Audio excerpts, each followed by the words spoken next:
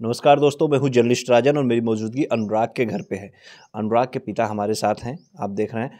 और आज आपको बता दें कि आज पहली बार जिस तरह से इस केस में सभी हत्यारों की पेशी होती है कोर्ट में, और सारे हत्यारे जो है, चाहे लालता हो, रमेश हो, राजेश हो, लाल मोहन हो, सभी जो है कोर्ट में पहुंचते हैं। और इस दौरान उनके चेहरे पे सिकन के कोई भी भाव जो है वो नज़र नहीं आते, पश्चाताप का कोई भाव नज़र नहीं आता कि उन्होंने किस तरह से एक ताइक्वांडो खिलाड़ी, एक परिवार को उजाड़ दिया, एक अनुराग यादव जो भविष्य था इस गांव का, इस ज़िले का, इस प्रदेश का, इस देश का, उसकी किस तरह से निर्मम हत्या कर दी।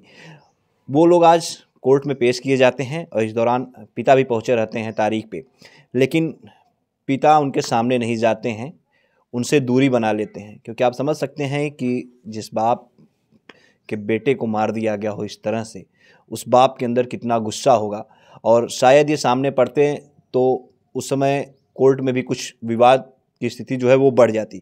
इसलिए इन्होंने सारा जो है कुछ कानून के ऊपर छोड़ रखा है कि कानून जो है उन्हें सज़ा देगा, कोर्ट से उन्हें ज़रूर सज़ा सुनाई जाएगी। और ऐसे में खुद को कंट्रोल में करने के लिए वहाँ से हट जाते हैं। लेकिन जिस तरह से वीडियो सामने आई उन लोग की, और कोई कुछ कह नहीं रहा है, चाहे लालता हो, चाहे रमेश हो, चाहे राजेश हो, किसी ने कुछ भी नहीं कहा और बस चले जा रहे थे वो लोग। इसी पे लेकर इनसे बात करेंगे। चाचा, आज पहली बार पेशी हुई है चार्जशीट दाखिल होने के बाद, और क्योंकि अभी तक 3 महीने से ज़्यादा का समय बीत चुका है, अभी तक कोर्ट में पेशी नहीं हुई थी। हो रहा था कि कब तक चार्जशीट जाएगी, और चार्जशीट अब दाखिल हो गई है, आज पेश हुई। सबसे पहले आप वहाँ पे गए हुए थे, खुद को आपने दूर रखा, जो मैंने कहा, क्या यही डर था?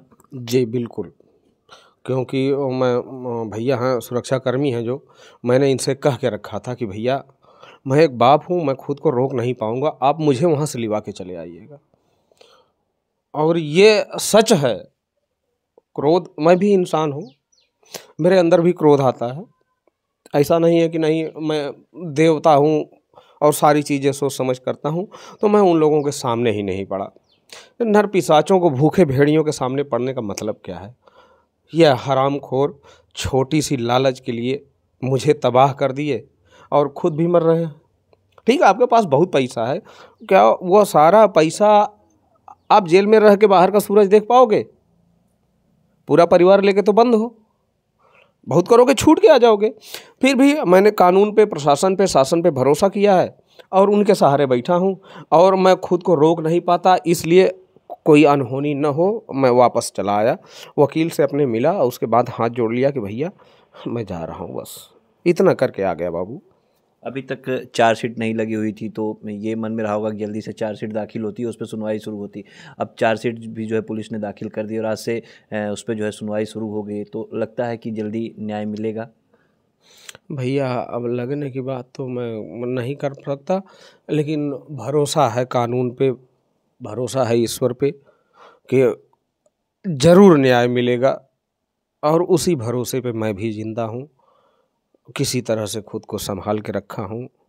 और ये सांस है कब बंद हो जाएगी ये इसकी गारंटी तो नहीं है, लेकिन उम्मीद है कि मेरी आंखों के सामने ही अगर उनका कुछ होता है, उनको सज़ा मिलती है, तो थोड़ा सुकून ज़रूर मिलेगा।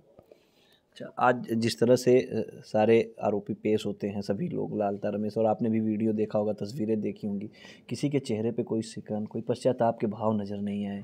भैया उनकी पहले से, मैंने बताया ना, उनकी पहले से प्लानिंग थी, तो पश्चाताप किस चीज़ का करेंगे?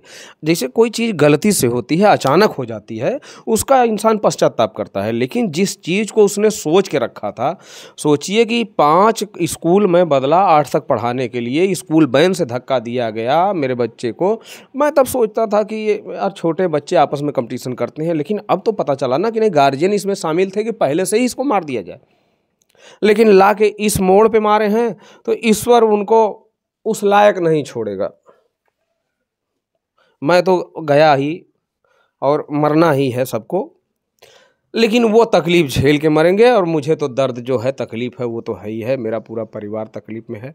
और आप सोचिए कि आप लोगों के आंसू नहीं रुकते हैं, और हम लोगों ने हीरो के जैसा बच्चा पाला था, हम लोग कैसे जी रहे हैं? आप लोग खुद को नहीं रोक पाते हो भैया। बिल्कुल, देखिए तस्वीरें और आज जिस तरह से वो दिखा है कोर्ट में पेशी के दौरान, और देखने के बाद वो तस्वीरें भी हम आपको दिखाएंगे, जो तस्वीरें जब वो गिरफ्तार किया गया था लालता, तो उस समय की तस्वीरें, चाहे लालता की, चाहे राजेश की और रमेश की, सबकी तस्वीरों को आप देखिएगा, और आज जब पेशी पे वो लोग आते हैं उस वीडियो को भी आप देखिएगा, उस तस्वीरों को भी देखिएगा, तो आप तुलना करेंगे तो ये पाएंगे कि पहले से कहीं ज़्यादा ये लोग स्वस्थ भी नज़र आ रहे हैं। हाँ, पहले से कहीं ज़्यादा ऐसा लग रहा है जैसे खा पी के एकदम मोटे हो गए हैं। तस्वीरें चाचा आपने भी देखा ना, पहले से तंदुरुस्त जी नज़र आ रहे हैं वो लोग, ऐसा लग रहा है जेल की रोटी एकदम आनंद के साथ ले रहे हैं वो जी लोग। जी भैया, वो पैसे का दम है, जेल में भी आराम से कर रहे हैं। और उनको कोई, देखिए आदमी दुबला पतला कब होता है, जब उसको किसी चीज़ की चिंता होती है। ये चीज़ इन्होंने सोच के रखा था। पहला वाला बयान आप लोगों ने अगर ध्यान से सुना होगा लालता का, तो उन्होंने कहा था, पुलिस के सामने कहा था कि पछतावा किसी बात का नहीं है, अफसोस नहीं है, रंजिश पुरानी थी, मारना था कई को, मिला सिर्फ एक। तो ये प्लान है, तो खा पी के तगड़े मोटे तो हो ही जाएंगे। हम तो आधे हो चुके, जबकि हम घर पे हैं, और वो जेल में भी मोटे हो रहे हैं। अब आप सोचो कि उनको कितना गम होगा। गम तो मुझे है ना, गया तो मेरा है। आपने तो मार दिया, अपने बच्चों के साथ में हो, सुकून से खा रहे हो यार, तो जाओ भैया रहो। वो तो आराम से जेल में है, और पत्नी जो है बाहर, वो कल तारीख भी देखने गई थी मकान वाले पे, उस पर आपत्ति हाँ लगाई जी है। जी जी, आपत्ति लगाई है, लेकिन उनकी पत्नी की भाषा आप सुनेंगे तो आप सोचेंगे कि यार ये किस तरह की माँ है। जब उनका बेटा मेरे बेटे को काट के गया तो ये क्या कह रही थी, हाथ में ये भी तलवार लेके खड़ी थी, अच्छा। और वहां से दौड़ते हुए कह रहे हैं कि एक को ही मार के क्यों आ रहा है, मार दोनों के महू को मार दे, दोनों लड़की इनके मारे बदे। मतलब स्वाति और आराधना को। हाँ, कहाँ एक के मार, कहाँ भागा लवत है, वो दोनों को मार दे, अथड़िए उतड़िए बाहर आ जाए। ऐसन महतारी है। तो ऐसन महतारी अपने कोख से कपूत ही पैदा करी हैं, और ऐसन बाप, लालता के नहीं बाप, दुष्ट ही पैदा करी हैं। आज दुष्टता में पूरा जीवन बीतल, हमरे घरे से खैना, नमक कहा कदा ना कहना लालता यादव, और हमरे घरे से जीना खैना। आज जितने शान से डोलत हुआ भैया, बहुत बाहुबली बन गए हो ना मेरे बच्चे को मार के। जाओ यार, ईश्वर देख लेगा तुमको, हमको कुछ नहीं करना। अच्छा, एक उसने वाद भी दाखिल कर रखा था, जो पट्टा हुई थी ज़मीन 932 गज वाली, जी जो जी जी, उस पे भी उसने जो है पहले से मई 2024 में ही जो है उसने वादा की कि ये पट्टा आपका निरस्त कर दिया जाए। इसका मतलब ये माना जाए कि पहले से उसने एक पूरी प्लानिंग रच रखी थी कि हाँ, आपको मतलब पट्टा भी आपका खारिज कराना है, हटवा देना है, और इस तरह से इस घर के चिराग को बुझा करके इस पूरे, मतलब आप लोग को पूरा मिटा देने का पूरा प्लान उनका पहले से ही था। जी जी भैया। और इस पूरे घर पे जो कच्चा वाला मकान, इसको बनने नहीं दिया, इस पे पूरे मुकदमा है, मैंने पहले भी बताया था। और सोचिए, हमको ये भी पता नहीं था कि इस घर पे उसने पट्टा कैंसिल करने के लिए मुकदमा कर रखा है। मतलब मुझे नेस्तनाबूद करना है उसको, और उसने कर दिया। आज वो अपने मकसद में कामयाब है, लेकिन उस मूर्ख गंवार को, नर पिशाच को पता नहीं है कि एक दिन तुम भी मर जाओगे, और बहुत होगा तो 200 किलो लकड़ी लगेगी, और जला दिए जाओगे। जिस बेटे के लिए इतना सब बचा के रखे हो ना, उसी बेटे से लोग कहेंगे कि 4 लाठी सर पे मारो। और इतनी सी जिंदगी के लिए इतना कुकर्म, तो जाओ भुगतो अपना। और भैया हमको वो भी पता नहीं था, वो तारीख पड़ी थी, अब ईश्वर की मर्जी समझिए, उसका मुकदमा खारिज कर दिया गया, वाद खारिज कर दिया गया, और हमको पता भी नहीं था।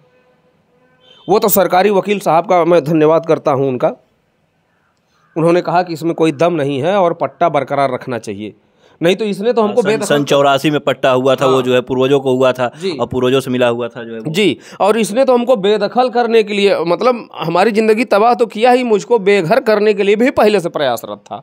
और मेरे ऊपर 10 मुकदमा यहाँ से धनबाद झारखंड तक लाद के रखा है। मेरे बेटे के नाम से मुकदमा है, मेरे बीबी के नाम से मुकदमा है, कि ये लोग आए हैं, छिनैती करके गए हैं, लाख लाख रुपए की, 50-50 हज़ार रुपए की, और जबकि ये लोग कभी ट्रेन पे नहीं बैठे हैं, मेरी पत्नी कभी ट्रेन पे नहीं बैठी हैं।